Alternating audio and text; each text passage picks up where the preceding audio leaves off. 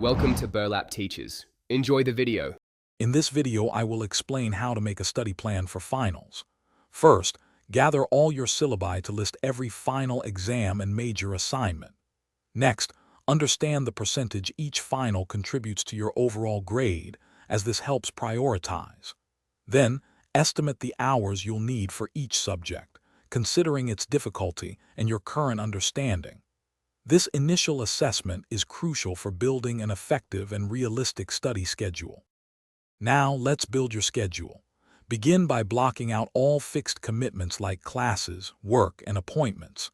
Then, assign dedicated study blocks for each subject, focusing on high-priority areas first. Remember to incorporate short, 5 to 10-minute breaks every 45 to 60 minutes to maintain focus and prevent burnout.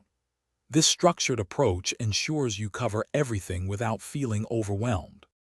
To maximize your study time, employ effective techniques. Actively recall information and work through practice questions to test your knowledge. Try summarizing complex topics in your own words to solidify understanding. Consider forming a study group with peers.